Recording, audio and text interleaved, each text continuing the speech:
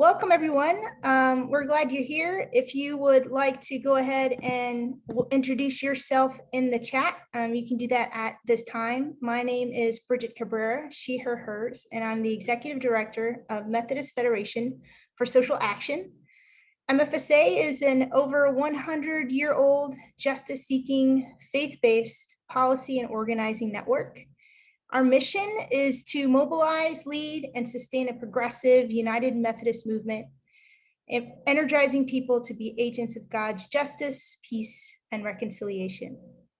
And we are so excited to be co-hosting this series of webinars with our dear coalition partner, United Methodists for Kairos Response. A few announcements concerning our call today. If you find that you're having some audio or visual issues or internet connectivity issues, if you turn your video off, that might help as we're all joining the call. You all are currently on mute, but we will have opportunity to say hello after the call. Our webinars are a place to learn and engage, be in community together. And in order to create an equitable and brave space, we treat each other with respect on our calls, and we do not tolerate any hate speech in our conversations on these calls. We are recording the webinar, and that recording will be shared in the coming days. You can find it on either MFSA's or UMKR's YouTube pages. YouTube channels. If you have questions, feel free to type them in the chat at any time during the call. We'll be collecting those, and we do offer closed captioning. It is automatically generated, so do expect some spelling errors and other errors. But we're so glad you're here. Now we'll turn this over to our moderator, John Wagner. Hello, everyone. I'm John Wagner. I am the outgoing co-chair of United Methodists for Kairos Response, and it's just a pleasure to be here. Pleasure to be here with colleagues from other denominations, and our goal today will be to discuss the ways that various denominations have organized themselves to advocate for a just peace in Israel and Palestine. And there are plenty of denominations who have been participating in this. Christian denominations. It's been an ecumenical effort, and there have been ecumenical organizations organizing this. We just thought that it might be interesting to have some kind of nuts and bolts discussion among three activists who've been offered up by their own denominations, their own denominational efforts to discuss these issues and the nuts and bolts of organizing, how one does this successfully, and also things we've learned through trial and error, some of the things that haven't worked. So we have with us Joe Rose, Nushin Fromke, John Thomas. They are from the Mennonites, Presbyterians, and UCCs respectively. And we're going to start with Joe Rose. I'll introduce him and he'll share a little bit, and then we'll go through the other two and then have some time for question and answers, which we'd like you to put in the chat when that time comes. We'll open up the chat again in just a few minutes. Joe Rose is an ordained pastor in the Mennonite Church USA and has served churches in Washington, D.C., Maryland, India, and California. He's one of the founders of Sojourners magazine and has served as its publisher for 27 years. He has traveled to Palestine twice in the last 5 years. Joe is currently the chair of the Mennonite Palestine Israel Network, MENOPIN, and co-chair of Friends of Sabeel North America. The acronym is FOSNA. Joe.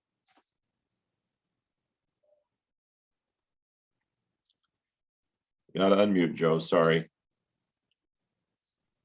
Thank you. It's a delight to be here with all of you. Thank you for the invitation, John.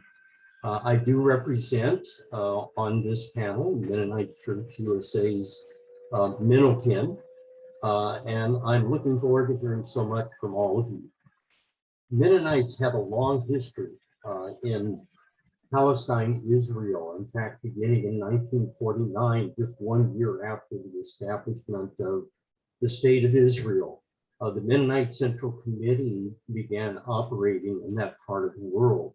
Mennonite Central Committee is an agency that's separate from our denomination, but does a lot of relief work and crisis work as well. Now, MNOPIN was formed in 2013 by a group of Mennonites, and I want to emphasize that we are not an official part of the Mennonite Church USA. We form separately, and we serve in a way to try and encourage the denomination's deeper involvement to and commitment to seeking freedom and justice and peace for the Palestinian people. We were formed to support advocacy and action, to develop and promote educational materials, and also just to join with other people of faith and conscience who share the passion for peace and justice in Palestine.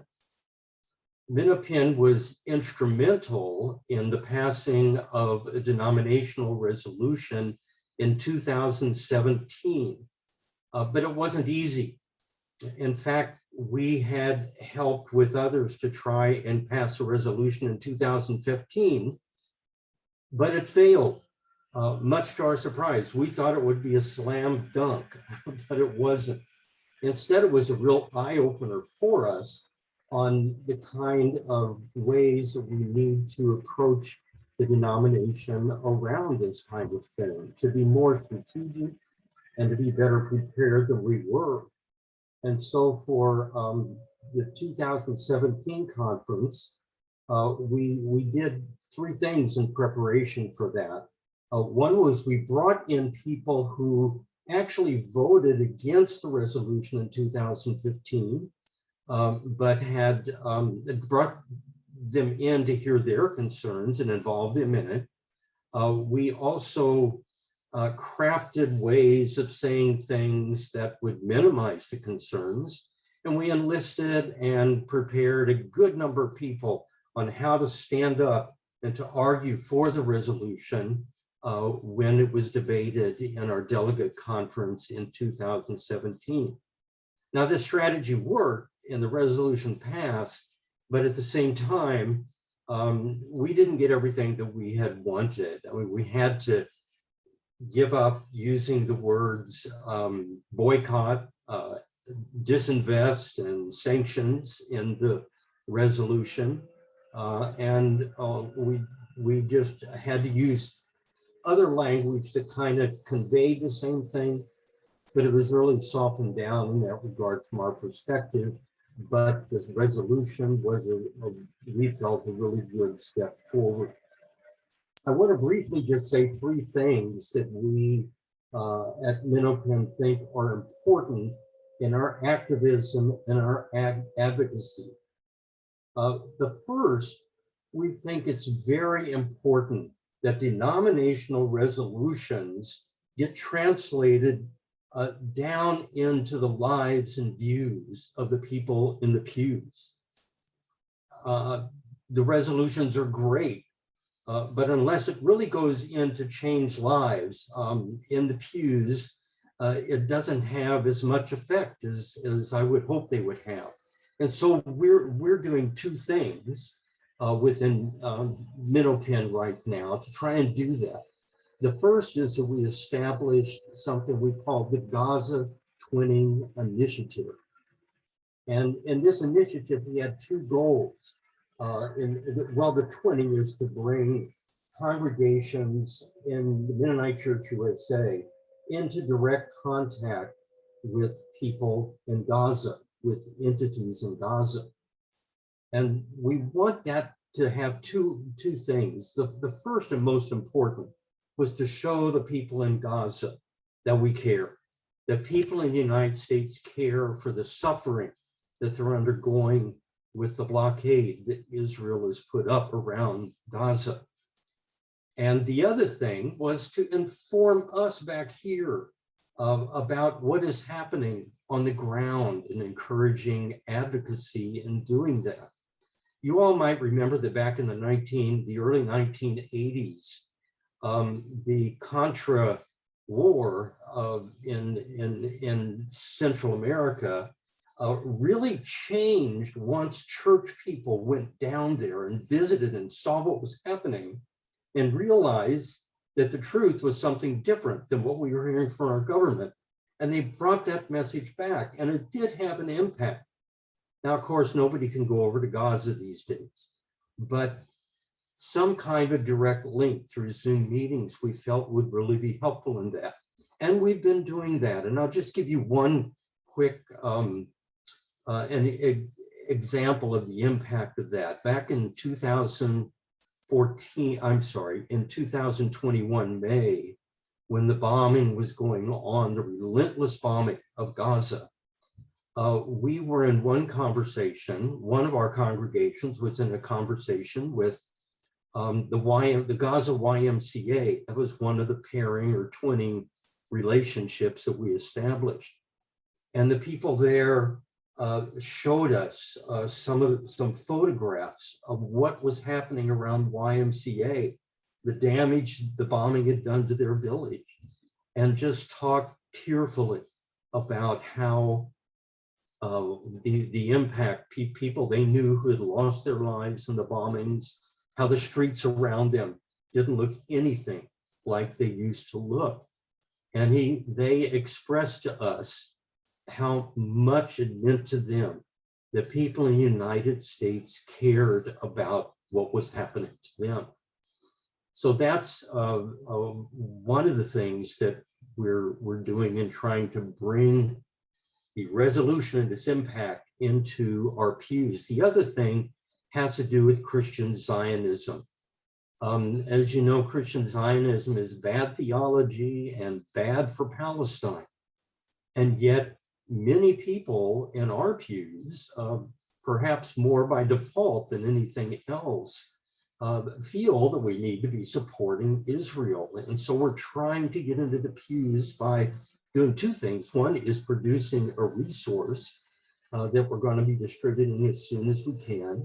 The other is we have been in support of a tour that you probably know both of these people, Jonathan Katab, who's a member of the Methodist Steering Committee, and Alex Awad, we're doing in the United States, around to congregations and schools and groups that many were evangelical, but others were denominational groups, to just talk about Christian Zionism. And we supported them in a variety of ways on that. So that's two of the ways that we're trying to move down into the pews with the resolution that's passed. A second thing is that we encourage that advocacy and action belong together. Like many of you do, we strongly encourage congressional advocacy for example, some of the things that Betty McCollum is putting forth, but others as well. We also encourage people to engage in direct action. One of those was in July of 2017, when FOSNA organized an action against a protest against the Christians United for Israel that was happening in DC. Several of us from our Minuteman Steering Committee went there, and we encouraged other people within our denomination to go. And so that kind of action that also impacts advocacy is a second thing. And the third is we promote very strongly BDS and support those who pay the price. There was a woman in one of our Mennonite congregations in Kansas who was refused a teaching job because she couldn't say that she would not support BDS. Joe, how's that woman doing now? She's doing very well. In fact, ACLU took her case and actually won, in that Kansas said they can't anymore prosecute individual persons. And just the final thing that I want to say, and I'll end this, is we also encourage local and national partnerships. I am involved in one called the Palestine-Israel Ecumenical Network of Southern California. I represent Minopin there. So those are the three of the things that we try to do at this point. And I'll go ahead and end right there, John.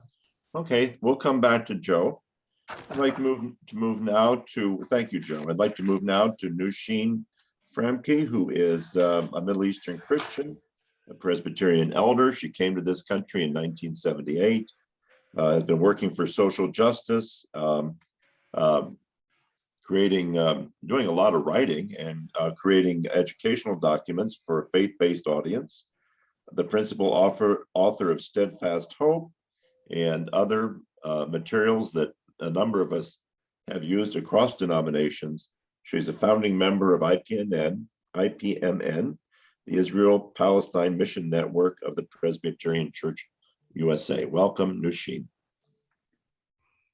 Thank you very much. And thank you for that. IPMN does all the writing work in a team. So I was part of a big team. Thank you. And thanks for this webinar and the opportunity to share our experiences.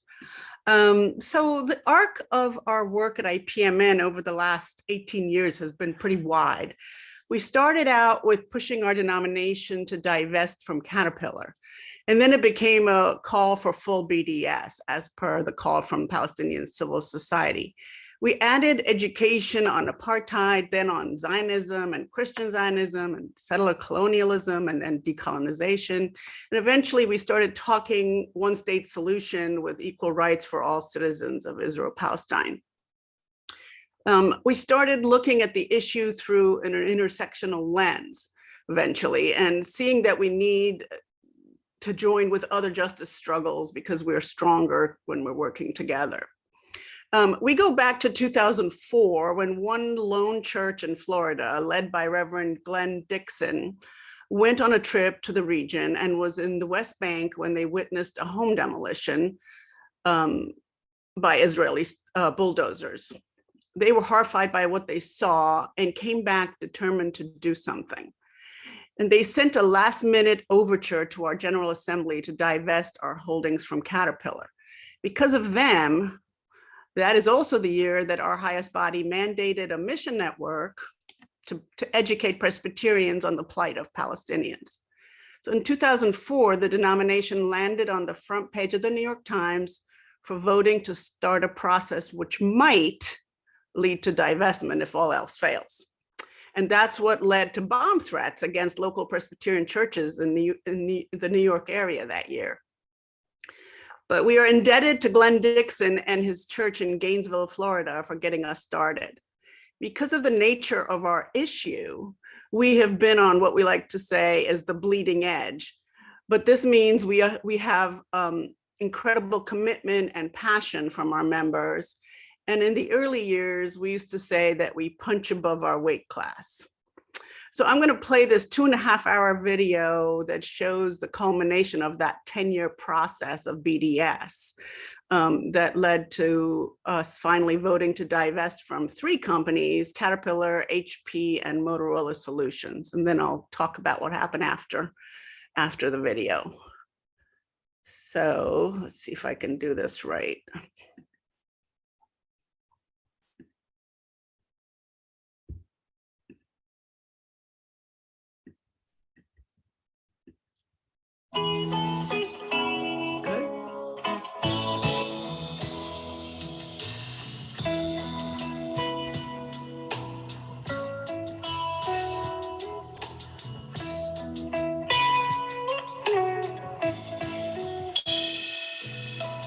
People get ready, there's a train a-coming.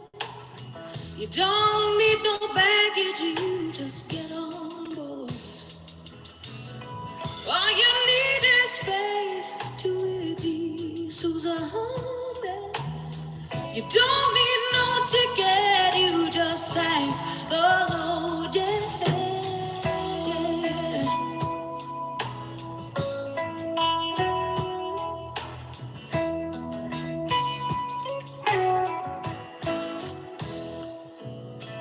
People get ready for the train to Jordan, picking up passengers from coast to coast. Faith is the key, open the doors and board them. There's room for all of the love and honesty. Yeah.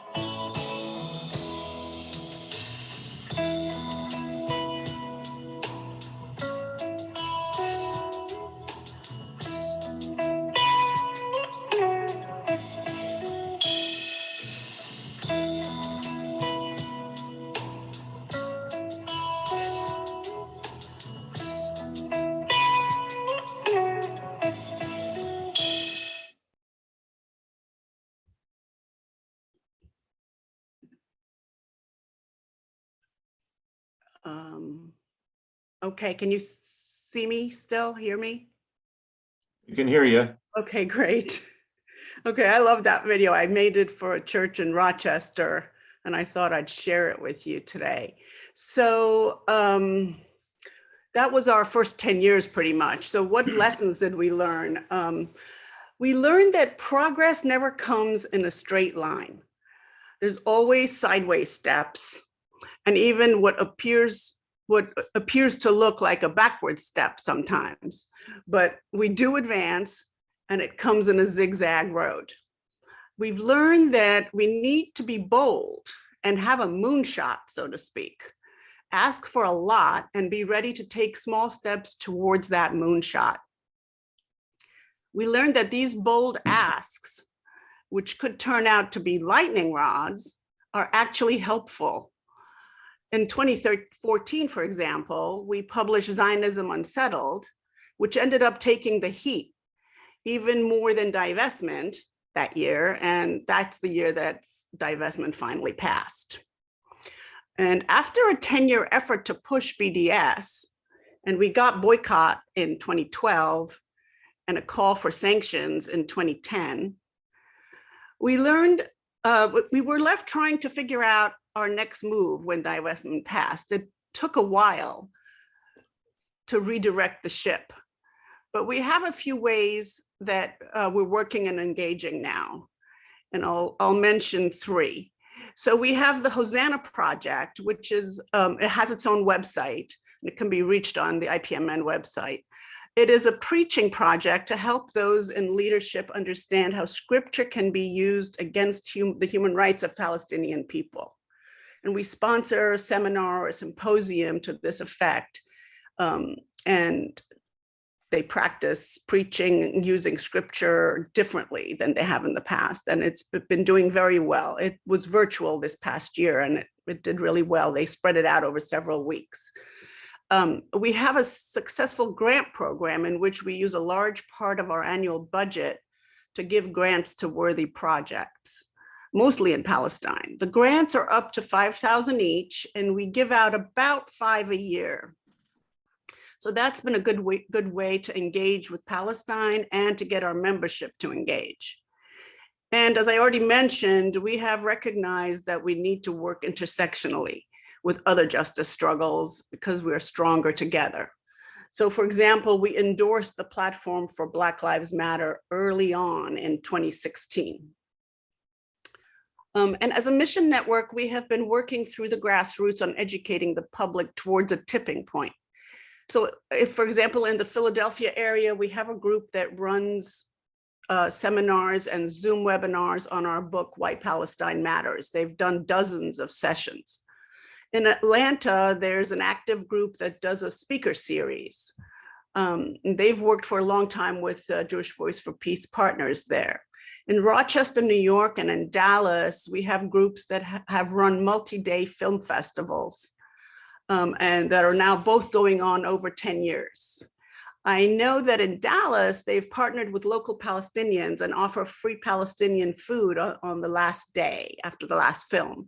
And these groups bring in the filmmakers when possible for conversations. So our recommendation is just to get moving and start the ball rolling with a conversation. And a film is always a good way to go. Palestinian food is a bonus, of course, and it draws people in. And the bottom line is that we cannot let our community look away from this injustice. We need to keep this justice issue on their radar by holding ongoing small events in our own regions. I really recommend some of the short videos in a new resource called Focus Palestine, which I was involved in writing. I can tell you more about that if there's time in the Q&A. Is that my time, I think? Just about there, Nusheen. Any last word? Well, I mean, so this new resource, which I can talk more about, has dedicated videos that go with every chapter. The chapters can stand on their own, but I really recommend these short videos. There's one on Christian Zionism. There's Jeff Halper talking about decolonization. And my favorite one is about Sumud, the word in Arabic for steadfast resistance. And this particular episode is about Palestinian culture. And it includes music and cuisine and embroidery, theater, poetry. So it really shows the Palestinian people not as just victims, but real people, their humanity. Sheen, if you'd like to, while the rest of us are going on, you can put the link to that resource in the chat. Very, very good. Okay, let's move on. Thank you, Nusheen. I'd like to introduce John Thomas, who is an ordained minister of United Church of Christ. And from 1999 to 2009, he served as general minister and president of his denomination. He's also served as its ecumenical officer, has pastored UCC churches in Connecticut and Pennsylvania, was on the faculty of Chicago Theological Seminaries, founder of the United Church of Christ Palestine Israel Network, UCC PIN, and now serves on its steering committee. John, so glad to have you. And I'm glad to be here. Thank you very much, John. It's good to hear from these other groups, things that we're doing in parallel, but also some new ideas that we can take back. And hopefully this webinar will stimulate all of our groups to think more broadly about opportunities for us. UCC PIN was organized about 11 years ago, gathering a group of people who've had experience through travel, through relationships, through advocacy and commitment to gather together, not to be a pressure group within the denomination, but a grassroots movement that could support the work of our national setting of the church, but also encourage them to be more aggressive and more forceful. We've had fortunately for us, a very close relationship with our global ministry partners, and that's been a real gift for us. So while we were separate, we've had a very strong collaborative effort. We've grown to about 450 to 500 members, people on our mailing list. We have a steering committee of about 20 people. One of the organizing efforts has frankly been with our steering committee to lower the age, to bring in more young people, and to broaden the geographic diversity of our steering committee, which then enables us to begin to reach more people in our local communities. Our efforts have, as other groups, have focused to some degree on resolutions at our General Synod. Our first was in 2015 when we put forth a resolution that really addressed the issue of BDS. It was adopted, and that led to conversations, particularly with our United Church Funds, an investment organization in the church, and our pension boards. And we've had some success there, although changes in personnel have brought that a little bit to a stall at the moment, or a pause is probably a better way to put it. In 2017, we had a resolution on the military detention of Palestinian children.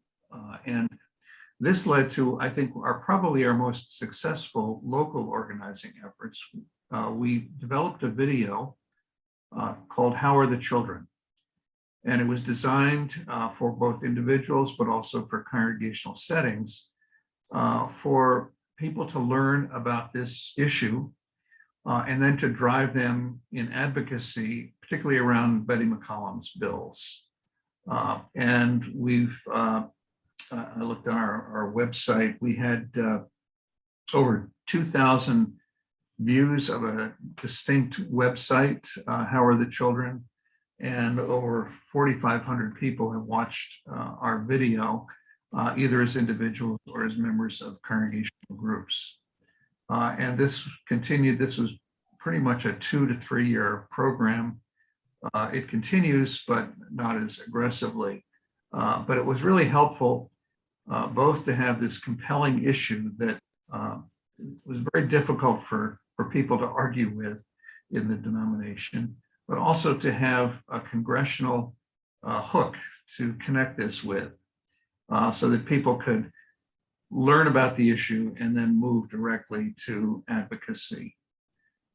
In 2021, we decided to respond to a cry for hope from Kairos Palestine and to offer a resolution at our General Synod, a declaration on a just peace for Israel and Palestine. And this introduced several concepts. One was that it was written in the form of a confession of faith, drawing on parallels from the Barmen Declaration in Germany in the 1930s and the Belhar Declaration in South Africa in the 1980s. We introduced in response to a cry for hope, the idea that what was happening in Israel, Palestine, what was happening to the Palestinian people is in fact sin. We introduced into our formal nomenclature in the denomination that Israel's policies are a form of apartheid. We tried to promote a notion that setting criteria for a just peace really asks us to look toward human rights and international law, and unlinking us to some degree from a singular focus on a two-state solution, as we've watched the facts on the ground really alter that reality. And then finally, reinforcing the call for boycotts of products from settlements, divestment from companies, and sanctions, particularly focusing on US aid. In response to that fairly recent resolution, we've organized 4 webinars with the Indiana Center for Middle East Peace, and they have focused on these themes from our resolution. What does it mean to say that the situation is a sin? What does it mean to call this apartheid? We focused, as Joe mentioned, on Christian Zionism, but not simply the kind of far right-wing Christian Zionism that concerns all of us, but also the Christian Zionism that is implicit in many of our congregations and our liturgies and our hymnody and so forth. And then finally, what is a human rights framework for a future for Israel and Palestine look like? We're now in the process of editing those down so they can be available for congregational use in study groups. Along with this, we developed an implementation wheel, which kind of took people around the resolution from point to point to point with concrete steps that they can take. Developed a resource called Difficult Conversations, helping those who are skittish about this issue because of the impact on their relationship with the Jewish community, but also difficult conversations within the denomination for people who are not always on the same page.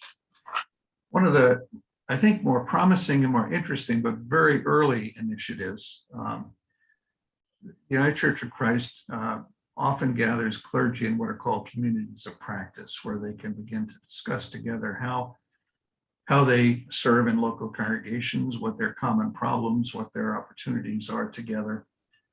So we're thinking about, could we develop communities of practice for pastors and lay leaders who want to take up this issue in their congregation, in their local setting, to provide mutual support to each other, and to share ideas, to share thoughts. It's going to be interesting to see how this happens. I think the goal is initially is to have a model, a prototype, a group that will gather together, probably virtually, on a regular basis, to be mutually encouraging to one another, but also informing one another. We're also hoping to develop more regional PINs within the umbrella of UCC PIN. We already have ones in Connecticut, in the northwest part of the United States, in Baltimore, Washington, which carry out local initiatives, not directed by the national UCC PIN, but are consistent with our general direction and approach. I just want to make a comment about some of the challenges that we're facing. The challenge, in part, is challenges I know have been part of the other denominational PINs. How do you really encourage groups like our pension boards to divest? How do we get social responsibility investing to really take up this issue? And there was a group nationally that was working on this. I'm not sure that that's as active at the moment. We had a very active person in our United Church Fund. She's moved on to another position. That sort of waned. So that's an ongoing challenge. You make some progress, things change, and then it requires rebooting. Another challenge is the political landscape has changed, even though the policy landscape has changed. When Trump was in office, policy seemed so extreme it was easy to organize. Now people have lost some of the passion, even though the Biden administration is not a whole lot better. So that's a new challenge for us right now. How do we create a sense of urgency?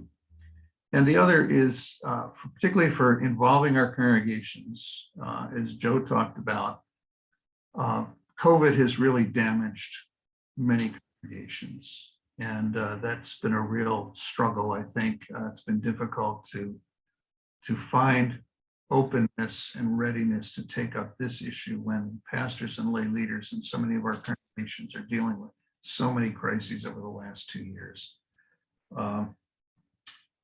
Finally, I will say that the title Words to Action is appropriate, but I also would want to make the point that words are a kind of action. And our resolutions, and I think the resolutions of others have taken, have been a source of great encouragement to our Palestinian partners, a sign of solidarity in the midst of what is often, I think, great isolation. And they do move people in our denominations, and we do see how these biennial conversations begin to gather more people to a deeper understanding. So I'll stop there, John. Thank you, John. And for inviting me. Sure enough. Thank you very much. Thank all of you. We're going to move shortly into a Q&A session. I'd like to just share just a few reflections. This wasn't our original intention, but I want to just share a few ways that United Methodists for Kairos Response has done some similar things and had some similar struggles and successes. I guess what I would highlight is one, we are trying to be intersectional. Perhaps something that hasn't been discussed here yet is that we also have been trying to reach out to our right flank, if that could be a euphemism, evangelicals within our denomination. We're broadly we have broad theology, a broad constituency, not just here, but around the world. And we're a fairly, well, among the mainline denominations, pretty racially diverse and ethnically diverse. So we've been trying to hit all of those. And I think that's important to suggest to organizers. We've also done, as was mentioned just now by John, tried to work through regional bodies, our conferences they're called, and they have their own resolutions that they are able to do at annual conferences. Our own general conference is only every 4 years, but now because of COVID, it's been postponed several times. So that has become an important avenue for us. I think, and lastly, I would just say that, like it's been mentioned before, we do try to work with the so-called money people in our denomination, those who are concerned about what divestment might do, how ethical it is, what kind of precedents it sets, and so forth. And we have had some success with our own board of pensions, which controls most of our assets. But that took a long time. And I would reiterate, or I would underscore what was already said about how, it's difficult, but you have to keep trying and work with people who don't agree with you initially. I'd like to just go through the group again and ask this question that's been raised. How do you motivate volunteers? How have you motivated volunteers? And I can see everybody but John here. There we go. What have you found the best way to motivate volunteers, getting them to kind of move out of a general concern and into action? I think I'll start with Joe first, if you don't mind, Joe. Just a brief answer, if you don't mind. Certainly. The way that we do it is especially tap into the people who subscribe to our monthly newsletter, our monthly update. And we encourage people to become more involved in the actions of MNOPN and become more involved in their congregations. Okay, thank you. Nushin. Well, IPMN has, I don't know for how long now, has instituted a monthly prayer meeting that's actually on Zoom. And it's run by our one of our leaders, Katie Archibald Woodward. And it sometimes runs to an hour, but it's like half an hour to an hour. And it brings in people, and you bring your prayers, and it's a good way to kind of connect on a regular basis. And there was one thing that I was going to say that went out of my head. Anyway, I'll come back to that. All right. If I remember after John. John. I think we have a monthly newsletter that goes out. It focuses on our work, but it also includes a whole section of news articles that have been curated by one of our members that focus on issues that are happening on the ground. So that's important. That tends to reach an already motivated group of people. As I've spent a lot of time on this and talked to a lot of people who've been involved, clearly travel to the region has been a primary motivator for folks. They've gone and they've seen, and they come home energized, outraged, ready to be active. That, of course, is stalled over the last couple of years. Folks have not been able to go. There have been attempts to do virtual kinds of tours, but I think that's an area we're going to have to pick up again as that becomes more possible. And then, of course, the other very important thing is to keep putting Palestinian voices in front of people, to have direct relationships with Palestinians who can speak for themselves rather than us here being the ones. So that's a critical issue for us. All right. Just, Okay, so no, Nushin, go ahead. So real quickly, sorry to jump back in, but so the thing that I was going to mention is something that I actually wasn't a fan of in the beginning, but then I realized the value of it. And that is having events, in coffee hour, to have Palestinian handicrafts and olive oil. And in the beginning, I used to think of these things as Band-Aids. Like, how much effort do we want to put into this? It's really a Band-Aid. It's not going to change the root cause. But actually, it's a great tool for engaging people in the pews. And I learned that no, don't discount that. It's a big thing. Right. I think for us, it was challenging people to do something locally and giving them some tasks that might be achievable. Even in annual conferences, regional bodies that were very reluctant, they still could vote in a task force to study the issue. And sometimes that was very productive. So that was one of our motivations. Just the assumption that everybody would like to do something. People often feel powerless, and just giving them some task would be helpful. Anybody else want to follow up on those questions? Have you thought of anything else? Like Nasheen, I'll give you all a chance. Okay, I would like to know a little bit about lobbying efforts, lobbying people in Congress and the federal government. Have any of you had success with that, or how have you tried to work that in? Again, why don't we start with John this time? We'll start with you, John.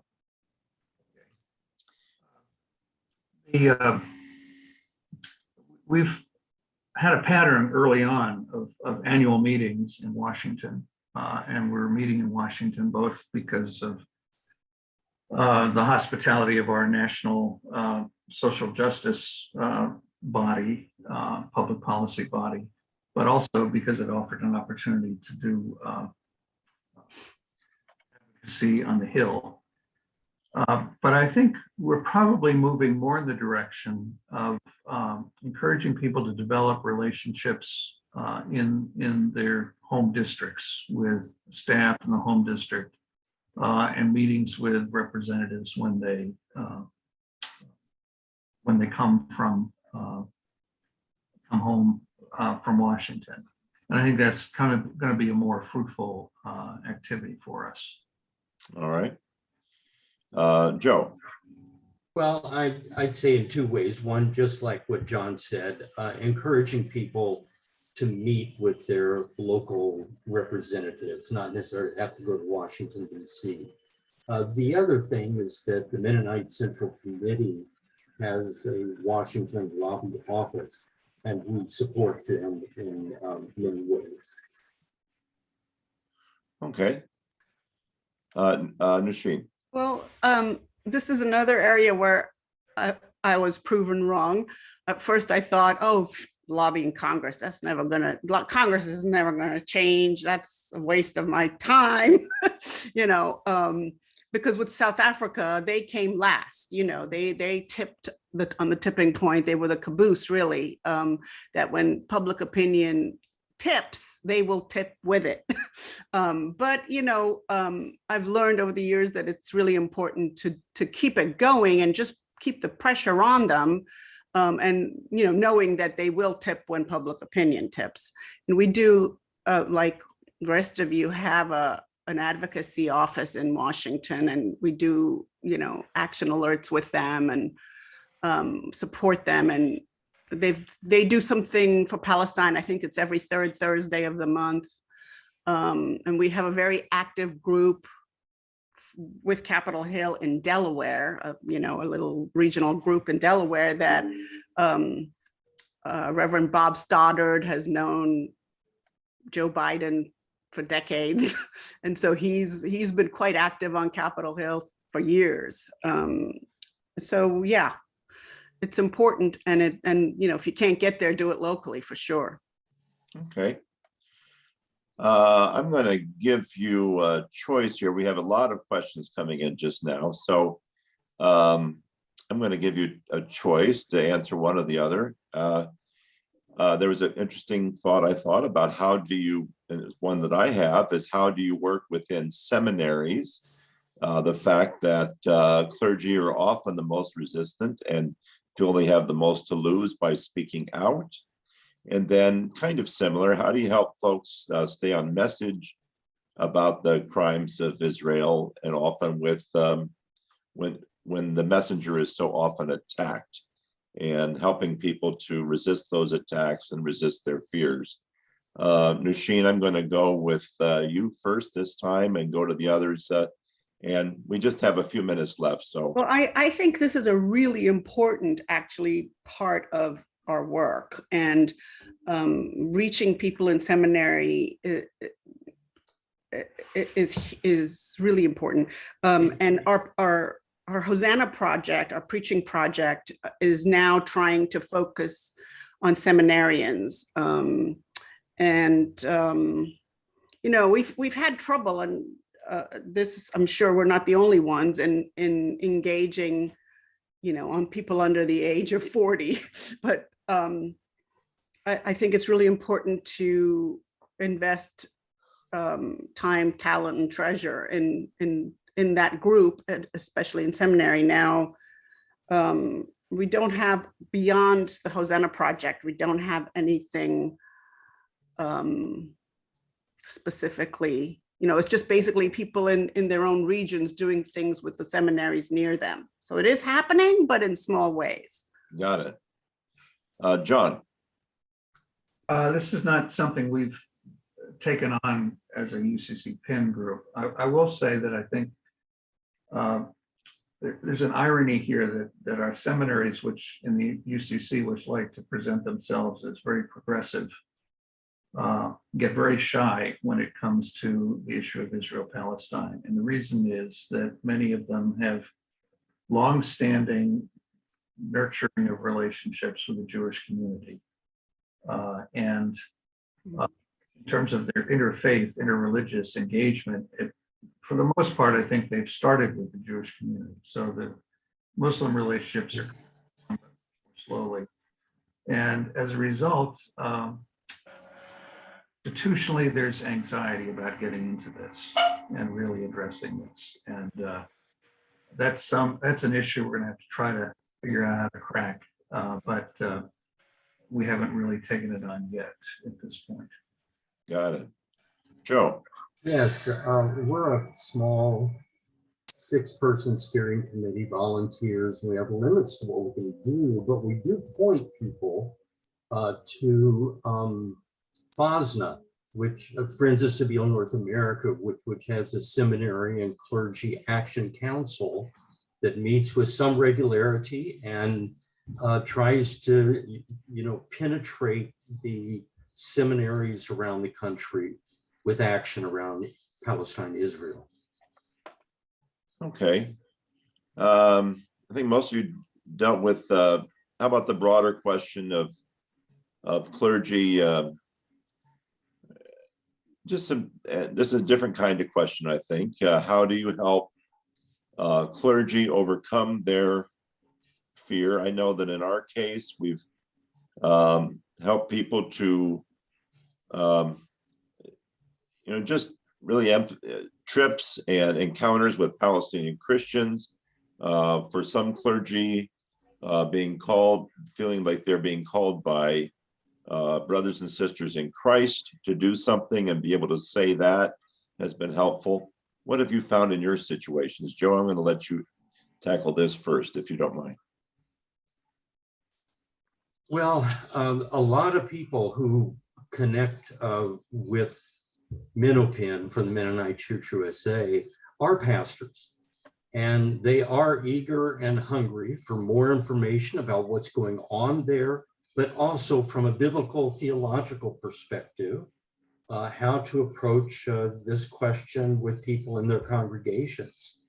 And again, we provide what we can, but we also point to FOSNA again is an excellent resource for these pastors. I'm going to interject here. I just was reminded by a colleague of mine, ChristianZionism.org can help with theological questions that people have. And I'm hoping that some of you have that, know of that, that website. John, can you help us here with how do you, I mean, in some ways it's a pastoral issue with pastors. How do you get them to move beyond their fears? Well, I think we have to name the fact that the fears by and large are the strategic approach that some of the Jewish organizations take, which is to label any criticism as anti-Semitic. We're actually going to have a webinar on that topic to help folks understand the problem with that kind of insinuation. But also longstanding relationships with Jewish partners in their local communities. This is where I think these communities of practice that we're thinking of trying to develop might be useful. Get pastors to feel less isolated. And that helps to overcome fears, but also, if your fear is not balanced by a sense of outrage and urgency, the fear is always going to win. So we've got to continue to help people understand how urgent this is, to see what's happening on the ground. And that's where I mentioned earlier, the ebb and flow of the kind of public information that people are exposed to. I can get people excited and energized and interested, and then we have a change in administration. People think, well, Trump's gone, it's going to be okay. And now we see pretty similar policies moving forward, but without the sense of outrage and urgency. Or as Joe was talking about, when bombs are falling on Gaza, pastors get backbone against the fears. So I think we just have to continue to work on ways to create a sense of urgency, but also understand that local relationships are important to people, and they need tools, and also working with groups like Jewish Voice for Peace to recognize that there's not a monolithic Jewish response. I was just about to mention that JVP has been helpful to all of us. They're organized not only nationally, but locally. Nusheen, can you give us a brief answer? I mean, there's safety in numbers, right? And IPMN, when there's something hitting the news, we try to put out a statement that, gives cover and also speaks boldly, because we're speaking as a network, not as an individual. So, it's always good to connect people who are fearful to be bold to networks like ours, so that they can be part of a group that's moving as a group. And of course, reminding them of the ecumenical deal, as Mark Ellis coined the phrase ecumenical deal, just put that back on the front burner about the ecumenical deal and what it is and why it's important to speak out. Yeah, I'll leave it there. All right. If I can add just briefly, I was reminded the United Church of Christ works with the Christian Church Disciples of Christ in our global ministries, even though we've had different tracks in terms of national resolutions. But just recently, their national leadership put out a very, very helpful, very thoughtful pastoral letter or statement on this issue. And so working with our national leadership to encourage and push and prod a bit for bold statements also, I think, is a way that helps local pastors feel that they have some backing and they're not simply out there on their own. All right. Friends, we've come to thank you all, Nusheen and Joe and John. We've come to the end of the hour. Just our goal here was not really to provide comprehensive, plan for changing hearts and minds within all our denominations, but rather to stir the pot to begin this conversation. And hopefully that will continue. I'm going to ask that our participants today, our presenters, each of you, just offer us any kind of documents or materials you'd like anybody else to see, and we will try to get them to people as we do a follow-up for this webinar. We're closing up now, and I'm going to turn it back over to Bridget Cabrera to close us out, and then you can stay on. We usually have a nice little chat. You'll be unmuted, We do ask that you have good manners and not dominate the conversation, but this will be a more free-flowing conversation. Bridget. Hey everyone, thanks again for joining us today. Thank you to our speakers. If this conversation was recorded, and so in the next couple of days or so, you'll be able to find it on both MFSA and UMKR's YouTube channels, and also additional resources.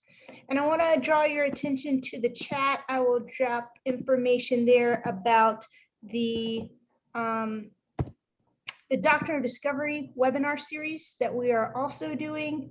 Our last session in that series is in April 27th. I hope you can join us.